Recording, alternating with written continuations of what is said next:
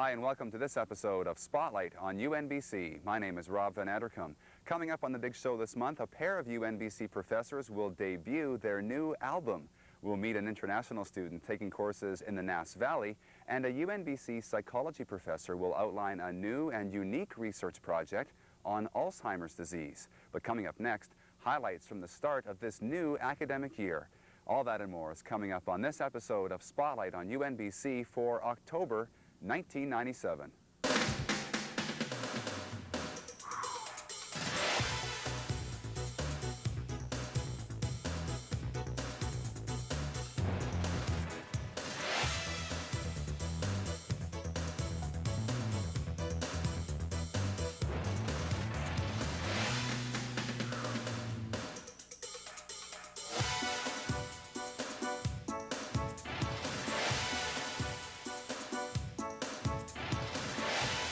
As UNBC began its fourth year of full operations, there were a number of new endeavors, including a new PhD program in natural resources and environmental studies, and the launch of the new Northern Advancement Program. More on those two projects in a minute, but first, a general intro to the 1997-98 academic year.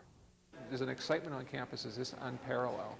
Some of those exciting things that we're doing include the renovations that we're making on Student Services Street. We kicked off the year with a Student Success Week, a week of being able to orientate first-year students to the campus and what we do here at the university. And the kind of excitement, the energy, the ambiance that created has spilled over almost into everything that we're doing on campus. So it's been an exciting first couple of weeks of a new term, and I think the university really is passing through the threshold of an exciting future.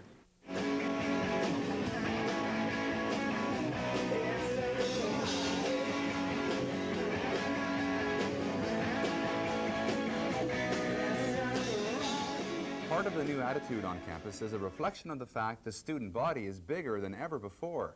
The number of students has risen nearly 10% over last year and now stands at about 3,000. In terms of new developments, we start with the Northern Advancement Program, a unique program to help students from small towns and First Nations communities make the transition to university. That this program has a lot to offer. Well, it's an opportunity to offer support in the tutoring area, an opportunity to provide some support in the cultural area, and it also has an opportunity to provide some services through our counseling services as well as the use of our computer lab. So in the long run, I think given the amount of support that the program set up to provide, that the students will benefit in the long run. It's been a much easier transition than I first thought it would be. And do you attribute that to the Northern Oh, Advancement? definitely. Rena Zatorsky is one of about 25 students who are the first to participate in the Northern Advancement Program. Because of that group, it makes me feel more secure, more at home, so that in turn gives you more self-confidence, self-esteem and whatnot to face any other challenges that might pop up. So I think that group is not only designed to help your transition to the university, but it's also designed just to, I guess it's such a cliche, but family, really. You know, you have a good support group. I went to college before and I was like sort of unsuccessful, as you could say, and the Northern Advancement Program in the outline showed that it had additional support that can help me in areas such as like studying. My plans were to take computer science as a major and a minor in geography or something like GIS. Judging from my first account, at least from my meetings with the students, that they felt that the first 2 weeks of the orientation to the university and to the city was quite useful at the same time as they were able to develop some new friendships and to get settled in prior to the beginning of classes here at UNBC. The other new program at UNBC is the university's first offering at the doctoral level. It's a PhD in Natural Resources and Environmental Studies, and Erin Sherry is one of the first 4 students. I came from England. I did my master's there, but I'm originally from Ontario, so I guess I've moved around a lot. But Yeah, I'm super excited about this program, and it's really diverse, even the students that are involved in it. And it's good to be here at the beginning because there's a lot of creativity. The profs are really open to suggestions. We're going to help mold the program for future students. Everybody's very enthusiastic, so it's a good place to be. What we're hoping to achieve with our PhD program is to develop individuals who have the capacity to advance human knowledge and understanding in an interdisciplinary context. It's a tall order because to become a very narrow specialist in some field requires tremendous dedication, it requires talent, it requires a lot of hard work.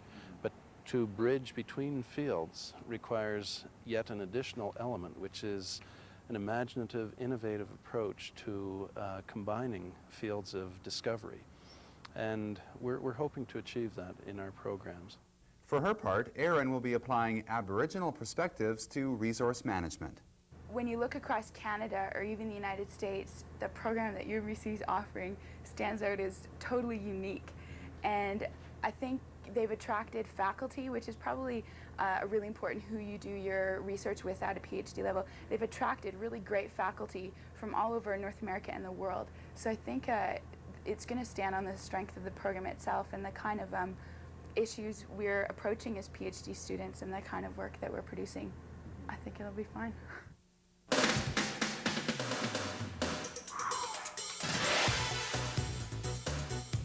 Across northern BC, towns and cities are putting more emphasis on developing tourism. UNBC Resource Recreation and Tourism students are a valuable resource and have been working on a number of projects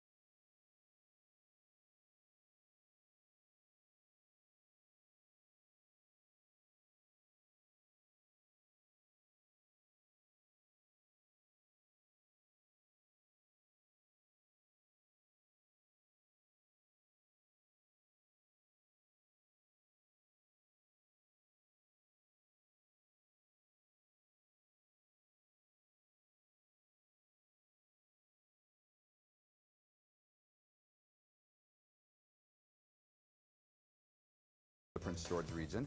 It included the cataloging of various attractions, and one of the newest is located right beside UNBC. The Cranbrook Hill Greenway is a 25-kilometer trail for mountain bikers, hikers, and cross-country skiers. The outdoor recreation around here is second to none. You know, if I just look at the work I'm doing a little bit further east in Fort St. James, there's some forest renewal money being spent there to develop more mountain bike opportunities, but from more of a touring point of view. So the places where you can go off on your mountain bike, and it's not the extreme single track opportunities, but things as I mentioned like the Kettle Valley. I mean, you look at the numbers using the Kettle Valley now, and you look at the opportunities we have around this part of the world for mountain bike touring, just on the old logging road network and so on. You look at the waterways we have, the kayak touring opportunities, canoeing touring opportunities. They haven't been realized yet. You know, everybody goes to the Barron, but what about the Nation Lakes? What about the lakes out towards Francois and some others out there? And I say the winter recreation. So it's going to happen eventually. Tourism student Dan Byzyna conducted a survey of both how much time visitors spend in Prince George and how much money they spend. Tourism dollars generated are forecasted quite low. Provincial government's estimate is $65 a day, and they've generalized that to all sectors of the tourism industry. My project, we divided the tourism industry into 6 categories, which are the same as the ones used by Tourism Prince George in their marketing plan. And we found expenditure rates for those categories, so more specific, which would help in marketing to those groups. And they were all the groups were a lot higher than $65 a day. When we calculated the real average daily expenditure, it took our economic impact from $41 million a year to $62 million a year. One of the areas that I think is really important that's been lacking somewhat is the research area. Now we feel confident that we know who our target audiences are, we know what they're looking for, so we know how to get the message to them about our products. And it just gives us an awful lot more information to be more accurate in our strategies.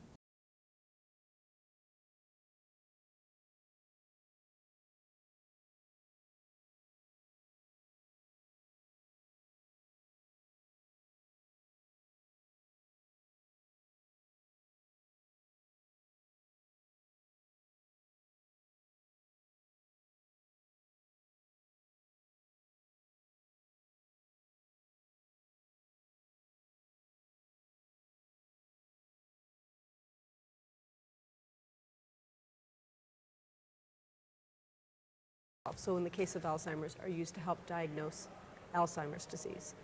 What we're doing is we're now looking at a test that's specifically designed to assess memory strengths and memory weaknesses and memory changes that occur in Alzheimer's disease after the diagnosis has been made. Psychology professor Anita Hubley is working on the project with master's student Don Hemingway. The initial survey will take place over 4 months and involve 20 people with mild to moderate stage Alzheimer's. It's always been an interest in terms of my personal sort of life. I've volunteered for years with older people, but especially with people with Alzheimer's. And so even though it hasn't been a job that I've done in terms of employment, it's something that I've always wanted to do. And when I came back to school to do a master's degree, decided that I really would like to pursue this and to look at Alzheimer's in particular, and to see if there was some things that could be done to improve the quality of life that people have. And my experience has mostly been with people who are already in care facilities. We're looking at about 5% of people over 65 who might have Alzheimer's disease. Once we get it, we're actually going to get people over 85 years of age, because there you're looking at about 25% of people over 85 are likely to have Alzheimer's disease. We're hoping that we will hear from people who have recently been diagnosed themselves, who may call us themselves directly, or from family members of people who are a little bit further along who may not be able to make that call themselves. And so for those people to participate in the study will not only be of assistance to us in terms of completing the study, but also hopefully will be able to make a contribution to their own wellness. There's been a lot of research focused on trying to diagnose Alzheimer's as early as possible, and there's been a lot of research trying to focus on coming up with some sort of cure. And it's only been more recently that we've been trying to deal with the consequences of having Alzheimer's disease and how to improve the quality of life of both the person with the disease and the caregivers who have to also live with this disease. A pair of UNBC professors have recently completed the first national survey of forest values. David Robinson and Alex Hawley surveyed about 2,000 people nationwide as part of a program for the MacGregor Model Forest. What we don't know, because it's never been done in Canada or British Columbia before, in any meaningful scale, is what the public want, the owners of the forest. And so we decided that, yes, they should have a legitimate voice. Let's find out what they want. What do they value about their forest? The survey included gathering data from 3 different groups. Number 1, national, which included responses from every province and territory. Number 2, provincial, and number 3, local, consisting of the people who live in the area around the MacGregor Model Forest. The 3 publics held very similar viewpoints, yes, the resource-dependent communities favoured slightly more the importance of economics and jobs, but all 3 groups firmly portrayed in our survey findings that they would like their forests to be managed from an ecosystem management approach. And that means a number of things, basically. It means that they value ecological attributes more so than economics and jobs.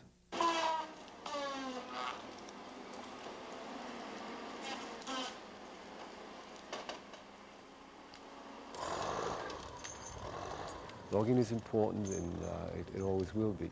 But they're saying, let's look at other non-timber and non-commercial uses of the forest. And let's look to manage for those, not just make them add-ons to timber extraction. Let's make them a meaningful part of forest management.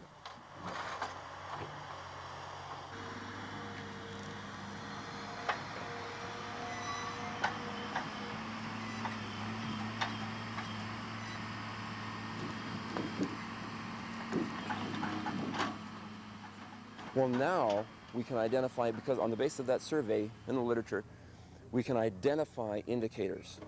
Once those indicators are identified, the next step is how do you measure and track them, and how do you incorporate them in decision-making systems? And of those 2, definitely how do you incorporate them in decision-making systems is the hardest one. Research activity at UNBC has blossomed over the past few years and now receives more than $7 million in funding, exceptional for a university of this size. UNBC is planning a research open house at the end of October called UNBC Works. It will illustrate the real-world application of cutting-edge research. The kind of research activities that have taken place here have always been sort of anchored in improving the quality of life, finding solutions for the North, technology transfer for the North. There's solutions to real problems that are here, and they're involving the people who live here in those research projects. They're not the subjects of the research, they're the participants in the research. And they're involved in designing a lot of the solutions and designing a lot of the studies. I think it makes a big difference, so that the research findings are relevant to people.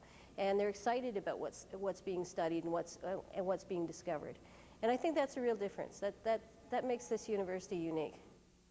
One of the major supporters of research at UNBC is Forest Renewal BC, which contributes millions of dollars to meaningful forestry research. But there are other projects on issues like healthcare, the economy, and child welfare. All will be on display on October 26th. The people who wanted this university to be built knew that relevant research and groundbreaking research would be important to their industries, their quality of life, their health care, their educational system, and this was never a question here. UNBC Chemistry professor Todd Whitcombe has won a prestigious award from the Science Council of BC, being named their Volunteer of the Year. The way I contribute to science and the way I contribute, I hope, is by communicating about science and communicating the interest in science, communicating some of the fascinating details so that people come away going, that's neat. I didn't ever think about that. Geez, I hadn't thought about science in that way. Todd Whitcombe is perhaps most well known for his chemistry magic shows, but he also organizes local science camps, writes columns in the Prince George Citizen newspaper, and often visits with school groups. You do it because people can appreciate it and people can understand it, and hopefully maybe it inspires them, maybe it interests them into taking a chemistry course or taking a science course. Maybe it makes people just sort of look at the world in a slightly different way.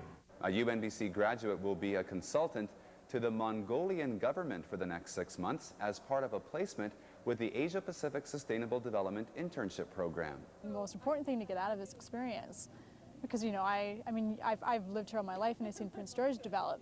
In a sense, we've been progressing, we've had a university and we're getting so many other things. That's one type of development, but to actually see, and even on a totally different level, to see the improvement of quality of life happening, and also, the development for a better economy for them, and also the struggles. I mean, it's going to be, they're having a lot of problem getting foreign aid and all sorts of other stuff. But just to see it all happening, then you couldn't have a better opportunity to get it all at first hand than actually having an internship over there.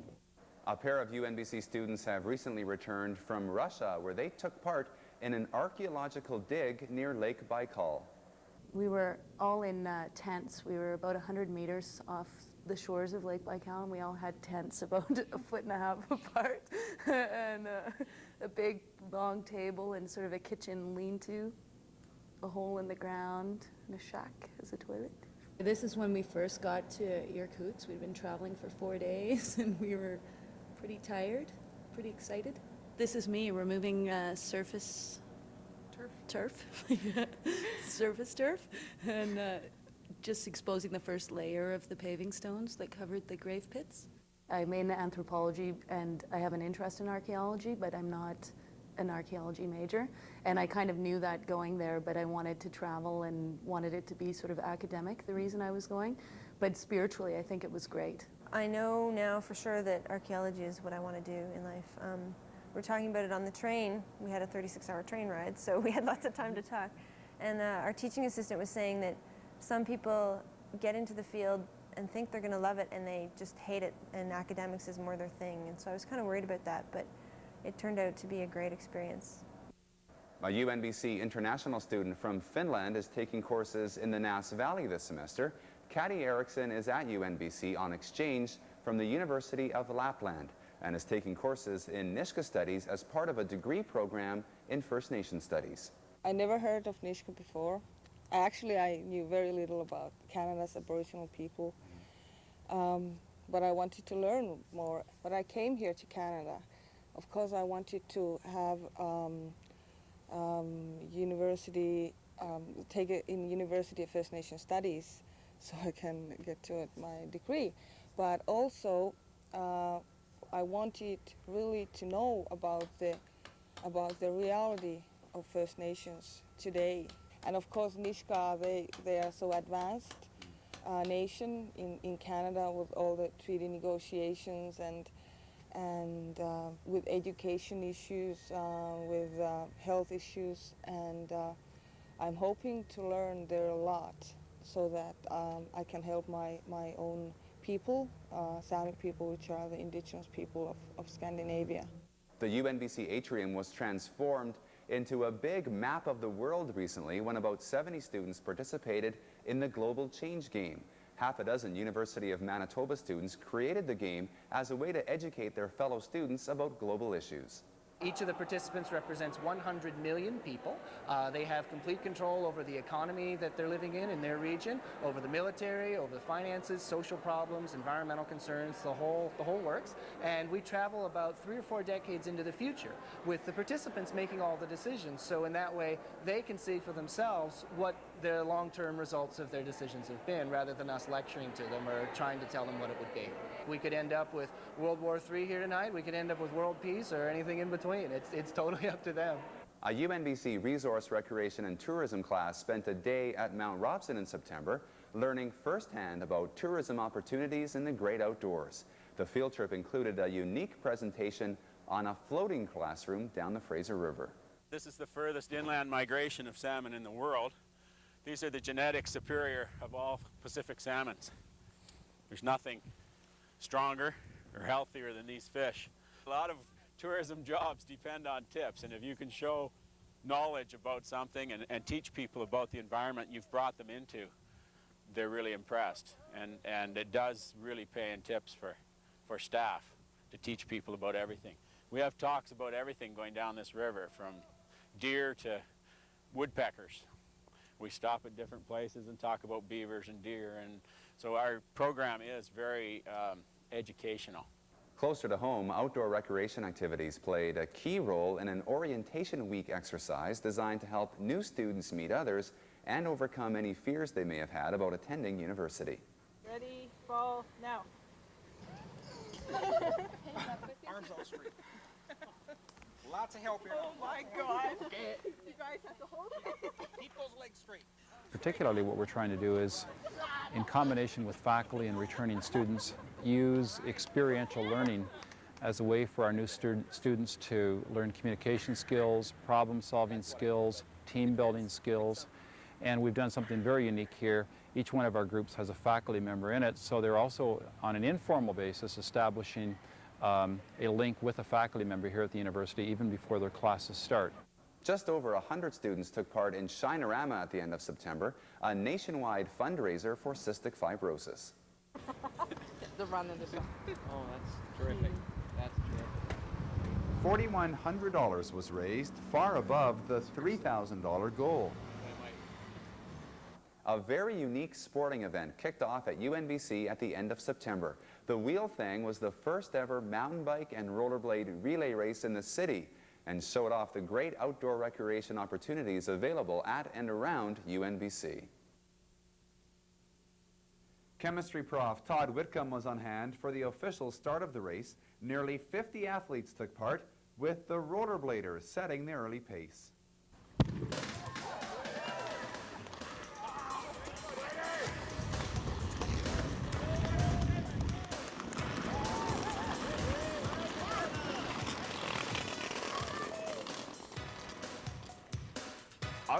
I thought it was a great event. I was a little leery at first because I thought it was going to be a really awkward transition to go from skating to biking, but I think it turned out really well, and I hope it gets bigger as years go by. At the transition area, the bladers either quickly changed or handed off to a teammate ready to hit the trails behind UNBC on the mountain bike. The route took riders right between the two student residences and up to scenic Shane Lake.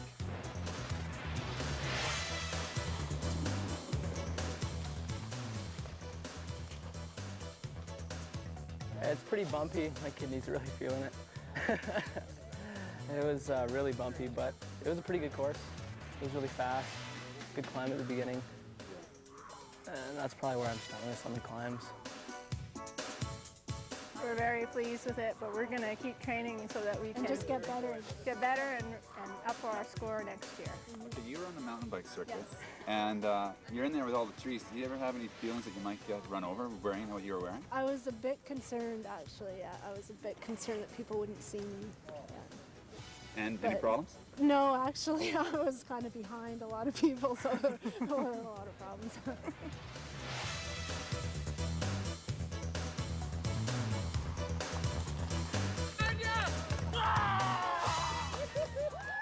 It's a whole new year for the UNBC Northern Timberwolves men's and women's basketball teams, who are both entering their sophomore season.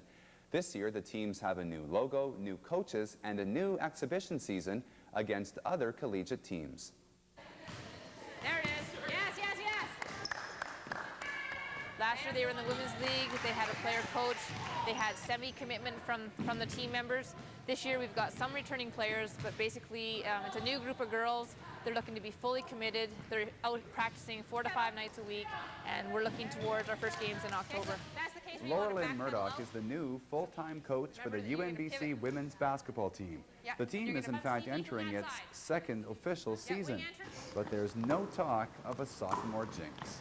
It feels a lot better than it did last year. It feels more competitive. Our team, we know we have dedication, we have our goals, we have practices, we know we've got tournaments lined up. It's a lot more exciting than it was last year. The same story holds true for the men's team. A pair of co-coaches are now running the team, and players are generally enthusiastic about the changes. Okay, let's go. Yeah, you're up. Okay, ready? Get that! It's 100 times better than last year. I think it's just the intensity in practice is way better. We've got 2 guys pushing us like 110% every game or every practice. So it's just it's entirely better, and it gets you motivated as well. We don't know what the league's like this year. I think it's a lot different this year. We haven't seen the competition, so we don't know what we're up against. But I've seen it a few years ago, and it's really good. And I think we got a good chance of beating quite a few teams. In senses of wins-loss, we have said that we would like to win the Women's League, and that's something that's very attainable and very realistic. They were in the league last year. They did very, very well. We're fielding a better team this year. We're putting in more time, more commitment, and basically just from hard work, we should be able to attain that.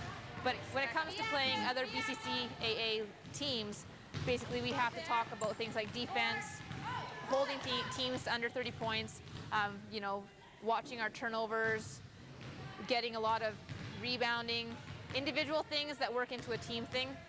So it's not going to be wins-loss. We have our own goals, and that's going to measure our own success.